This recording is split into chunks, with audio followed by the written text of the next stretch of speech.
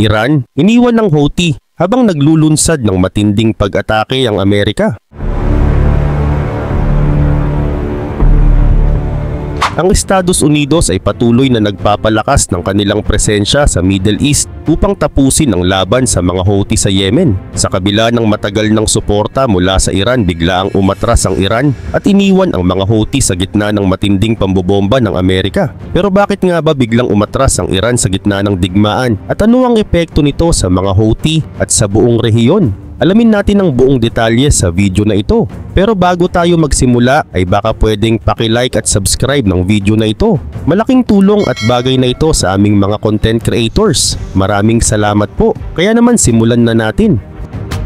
Ang pressure campaign ng militar ng Estados Unidos ay gumagana na at tila nagkakaroon na ng malinaw na epekto. Sa kabila ng mga matagal ng sigalot at hindi matapos-tapos na karahasan sa rehiyon, unti-unting nagkakawatak-watak ang mga Houthi, isang rebelde at militanteng grupo na matagal nang nananatili sa Yemen. Ngunit ngayon ay mas lumalalim pa ang kanilang suliranin. Hindi lamang nila kailangang harapin ang walang tigil na pambobomba ng Amerika, kundi pati na rin ang biglaang pagkawala ng suporta mula sa Iran. Ang Iran, na matagal nang itinuturing na isa sa pinakamalapit na kaalyado ng mga Houthi, ay biglaang umatras at iniwan ng grupo sa gitna ng isang napakatinding krisis. Ayon sa isang ulat na inilabas noong April 3 ng The Telegraph, isang kilalang media outlet mula sa United Kingdom, iniutos na ng Iran ang lahat ng mga tauhan nitong militar na umalis mula sa Yemen. Hindi malinaw kung gaano karami ang mga tropang ipinadala ng Iran sa isang bansa na patuloy na nagdurusa mula sa isang mapait at matagal ng civil war na lumalampas na sa isang dekada. Ngunit ang alam natin ay noong January 2024 ay nagpadala ang Iran ng isang unit ng kanilang Revolutionary Guard sa Yemen. Ang presensyang ito ay pinamunuan ni General Abdulreza Shalaei, isang tauhang kilala sa kaniyang papel bilang isang opisyal ng Iran na dati nang sinubukang ipapatay ng unang administrasyon ni Trump noong 2020.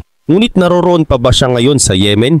Hindi natin tiyak ang kasagutan. Subalit kung naroroon man siya, malinaw na ang kamakailang pag-atras ng mga tropa ng Iran ay nangangahulugang kailangan niyang umalis kasama ang anumang tropang kanyang pinamunuan sa Yemen. Ayon sa isang opisyal ng Iran na hindi pinangalanan, ngunit ni-interview ng The Telegraph, ang desisyon na lisanin ng Yemen ay dulot ng matinding pambobomba ng Amerika na nagpapatuloy ng walang tigil at ng mga pagsisikap ni Trump na pilitin ng Iran na makipag-usap tungkol sa kanilang nuclear program. Ang opisyal na ito ay naghayag na ang lahat ng mga pag-uusap sa Iran ay tila umiikot na lamang kay Trump at kung paano haharapin ang kaniyang mga hakbang. Aniya, sa bawat pagpupulong, si Trump ang laging pinag-uusapan at wala nang diskusyon tungkol sa mga grupong dati naming sinusuportahan.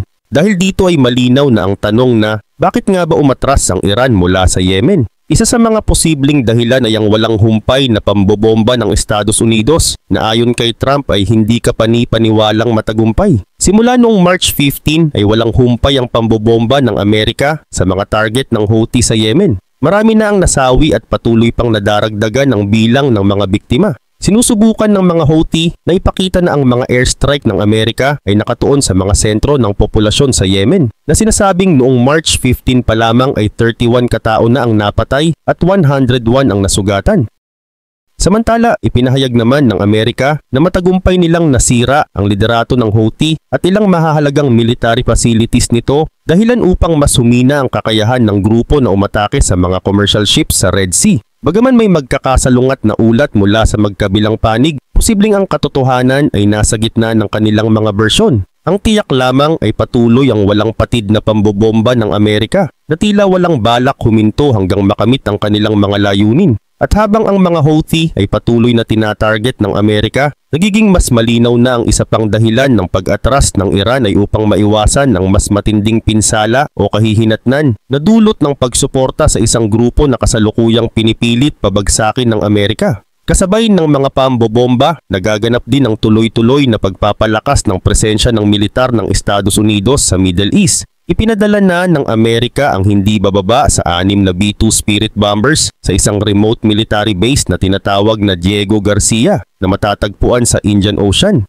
Ang lugar na ito ay nasa saklaw ng Iran, lalo na kung gagamitin ng Amerika ang mga aerial tankers na nagpapahintulot sa mga bombers na mag-refuel habang nasa kalagitnaan ng biyahe. ngunit labas ito sa saklaw ng mga missiles ng Iran.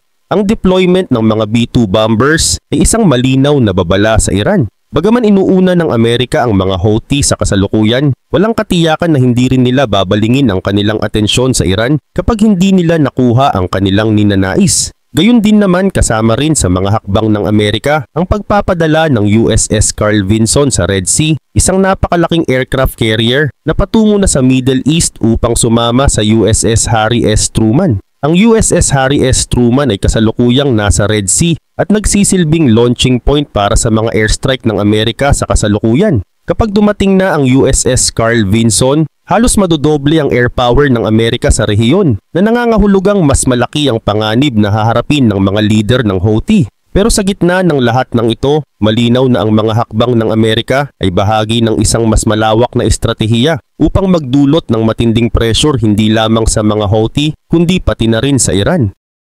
Dagdag pa rito, noong huling bahagi ng March ay inihayag ng Estados Unidos na ipinapadala nito ang 124 na fighter wing sa Middle East. Kasama rito ang ilang A-10 Thunderbolt II ground attack aircraft at 300 na tauhan na nagdudulot ng mas mataas na antas ng pressure sa mga Houthi at lalo pang nagpapalubha sa tensyon sa rehiyon. Ang pagkilos na ito ng Amerika ay naglalayong ipakita ang kanilang kakayahan at determinasyon na protektahan ang kanilang interes laban sa mga bantang maaring ipataw ng mga Houthi o kahit na ng kanilang mga taga-suporta. Sa kabilang banda, sinubukan ng mga Houthi na magbigay ng tugon upang ipakita ang kanilang kakayahan sa pakikipaglaban at upang mapanatili ang kanilang impluwensya sa rehiyon. Ayon sa ulat ng The Telegraph, may isang eksperto sa militar mula sa Russia na kasalukuyang nasa Sanaa upang gabayan ang mga Houthi kung paano magsagawa ng mga counter-attack laban sa mga aircraft carrier ng Amerika. Subalit ang presensya ng eksperto ay may kaakibat na masalimuot na interes.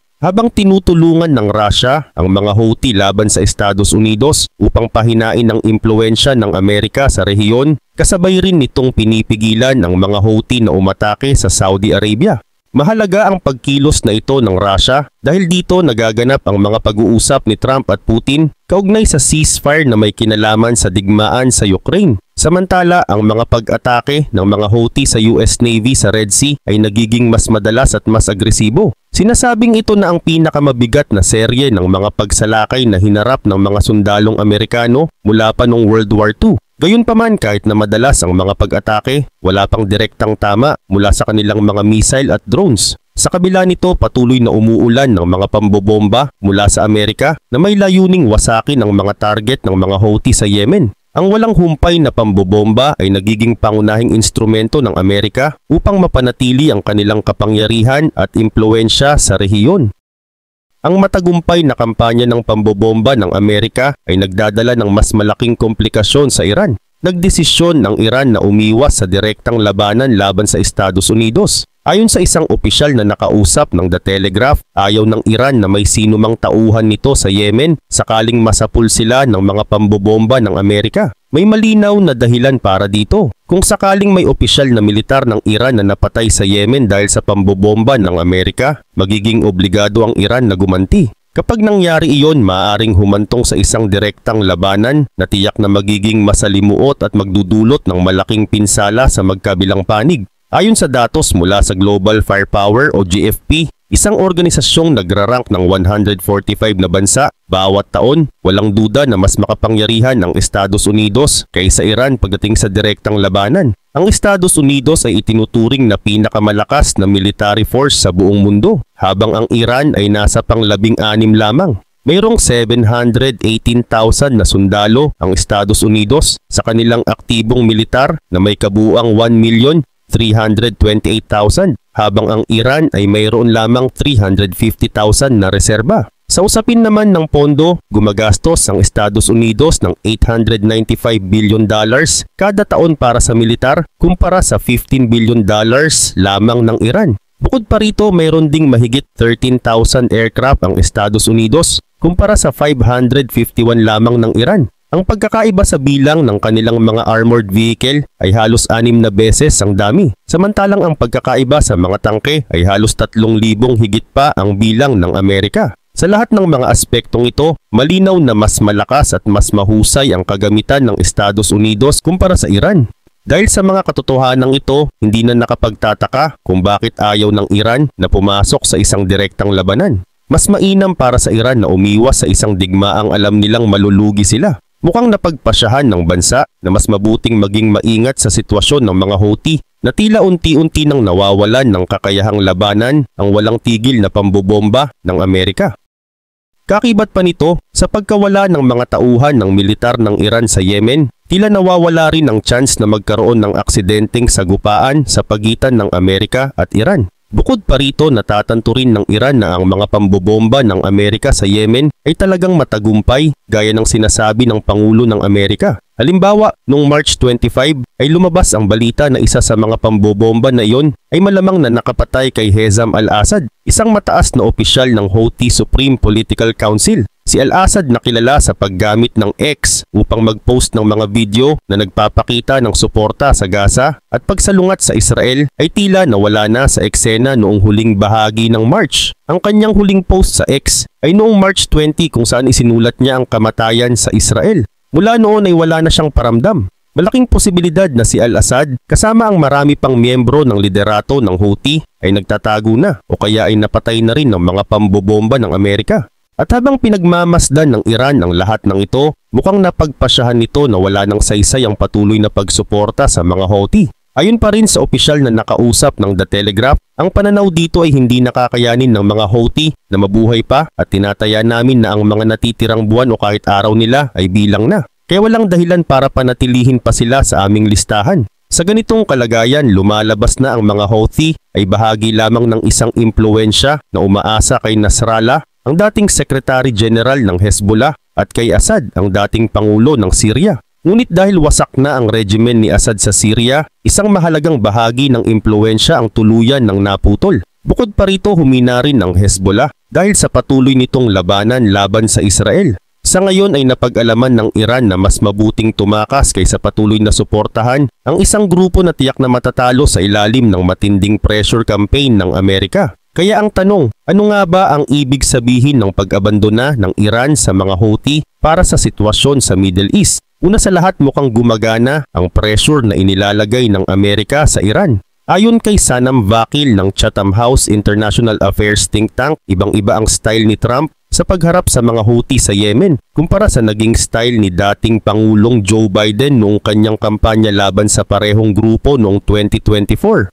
Ginamit ni Biden ang isang defensive strategy laban sa mga Houthi. Inalis niya ang pagturing sa grupo bilang isang terrorist organization noong 2021, isang hakbang na binaliktad ni Trump. At ang mga airstrikes niya noong 2024 ay mas nakikitang tugon lamang kaysa isang proactive action. Dagdag pa rito, sinusubukan ni Trump na patunayan na mas epektibo siya sa pagtatapos at paglutas ng mga labanan kumpara sa administrasyon ni Biden. Ayon kay Vakil sa The Telegraph, ang mga airstrikes na ito ay bahagi ng kanyang maximum pressure campaign at nais niyang ipadama sa Iran at sa kanilang mga kaalyado na mas matapang ang kanyang administrasyon sa pagpigil ng mga aktibidad na nagdudulot ng destabilization sa rehiyon. At ang pressure na ito ay nakatuon kapwa sa Iran at sa mga Houthi. Samantala, sa parte ng Iran, inilalapat ni Trump ang pressure dahil sa isang bagay na nabanggit natin kanina. Ang kagustuhan ng Amerika na maupo ang Iran sa negotiating table para sa kanilang nuclear program. Noong March ay nagpadala si Trump ng liham sa Pangulo ng Iran at sinasabing nais ng Amerika na simulan ang usapan. Ngunit tinanggihan ito ng Iran. Ayon kay Pezeshkian, tumugon kami sa liham ng Pangulo ng Amerika sa pamamagitan ng Oman at tinanggihan namin ng direktang pakikipag-usap. Pero bukas kami sa hindi direktang negosasyon. Ang tugon na yon ang nag-udyok kay Trump na paigtingin ng pambobomba sa mga Houthi at hikayatin ang pagbuo ng mas malakas na presensya ng militar ng Amerika sa Middle East.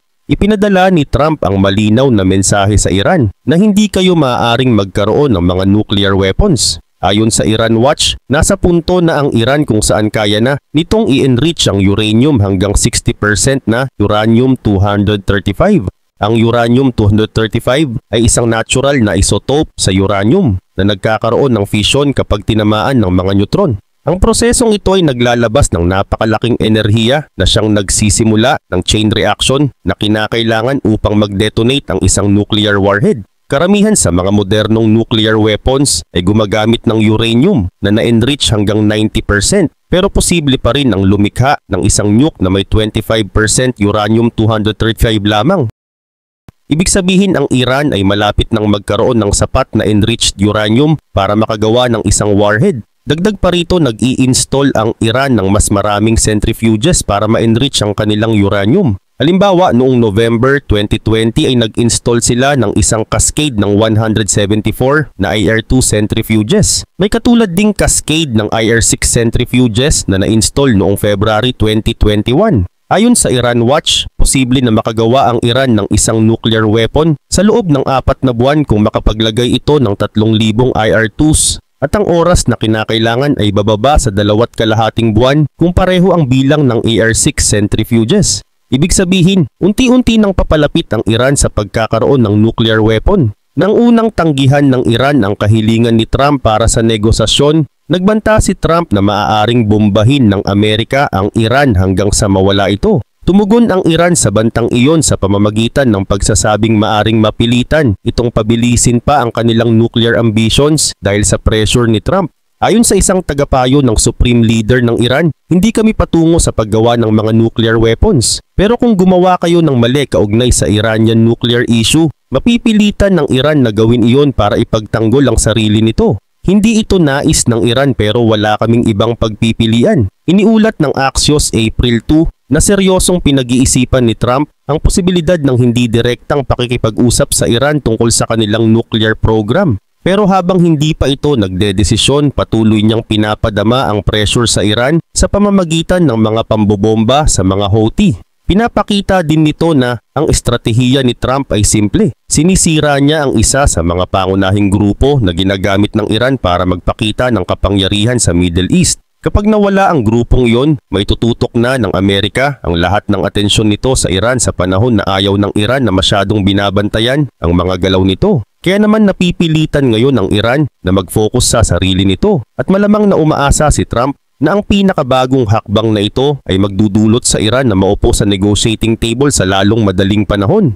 Pero bukod pa sa epekto ng pag-abandona ng Iran sa mga Houthi para sa kanilang nuclear ambitions, nagpapahiwatig din ito ng isang bagay na ayaw aminin ng Iran na ang bansa ay humihina na. Sa ulat ng The Telegraph tungkol sa pag-abandona ng Iran sa mga Houthi, binanggit na ang matagumpay na operasyon ng Israel laban sa Hamas at Hezbollah na tinawag nilang mahahalagang bahagi ng network ng mga proxy ng Iran kabilang na ang mga Houthi ay nagbigay ng pagkakataon sa Amerika upang pahinain ang impluensya ng Iran sa Middle East. Ang mga kabiguang ito ay malaking dagok para sa Iran. Ayon sa The Telegraph, ang mga nabigong missile strikes ng Iran laban sa Israel noong 2024 ay nagpalala pa sa kahinaan nito. Noon ngang April 2024 ay nagpakawala ang Iran ng halos 300 missile at drones papunta sa Israel bilang suporta sa Hamas sa Gaza. Ayon sa Bloomberg, halos lahat ng mga armas na iyon ay na-shutdown o nabigong makaabot sa kanilang mga target. Ang isa pang pag-atake noong October gamit ang 200 na missile na may mas malalakas na kakayahan ay nabigo rin. Sa kabila ng malaking bilang ng mga missile na ginamit ng Iran, napatunayan lamang na hindi sapat ang kanilang lakas upang maabot o masaktan ang kanilang mga target.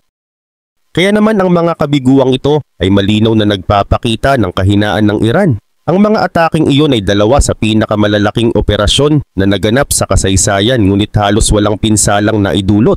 Hindi rin iyon sapat para pigilan ng Israel sa pag-atake sa Hamas. Hindi rin naging matagumpay bilang pagpapakita ng kapangyarihan.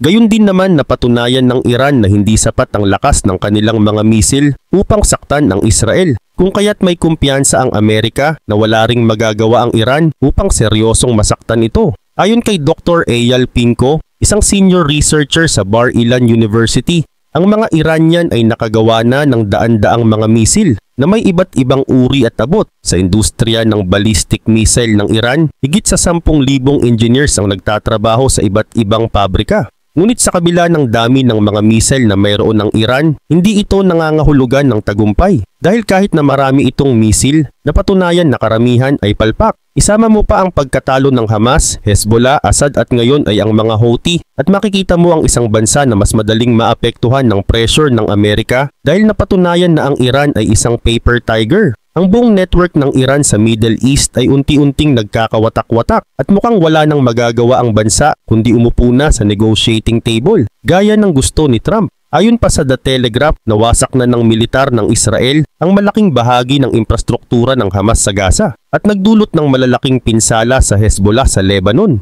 Nabiguri ng Iran na protektahan si Bashar al-Assad, ang dating pangulo ng Syria at isang mahalagang kaalyado, laban sa isang mabilis na opensiba ng mga rebelde na nagpabagsak sa diktador noong December. Ang mga Houthi na lamang ang natitirang koneksyon ng Iran sa kanyang proxy network. Ngayon iniwan na rin nila ang grupong iyon bilang huling patunay ng tunay na kahinaan ng bansa. Ang lahat ng ito ay nagdudulot ng pagbagsak ng Iran mula sa pagiging isa sa mga pangunahing kapangyarihan sa Middle East. At ang pagbagsak na iyon ay may malinaw na epekto rin sa mga Houthi. Dahil sa pag-atras ng Iran mula sa Yemen, malamang natitigil na rin ang bansa sa pagpapadala ng mga armas sa mga Houthi. Kung ating babalikan, dati ay nagpapadala ang Iran ng iba't ibang uri ng armas tulad ng kanilang Shebab 3 ballistic missiles na may abot na hanggang 1,242 miles at ang Burkan 3 missile na maaaring umabot ng 745 miles. Kasama pa ang isang maliit na hukbo ng mga drone na ginagamit ng mga Houthi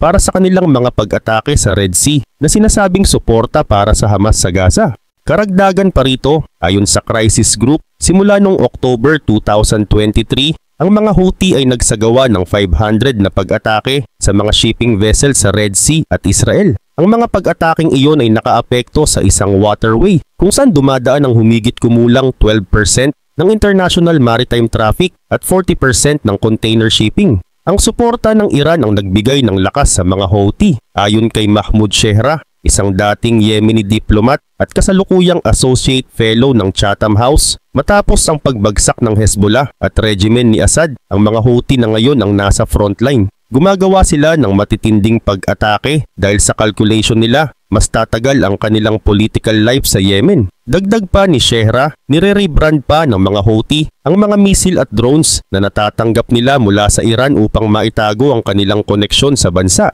Pero ngayon wala na ang Iran. At ang pag-abandona nito sa mga Houthi ay maaaring makita bilang pag-atras mula sa isang proxy war na siya rin ang nagsimula.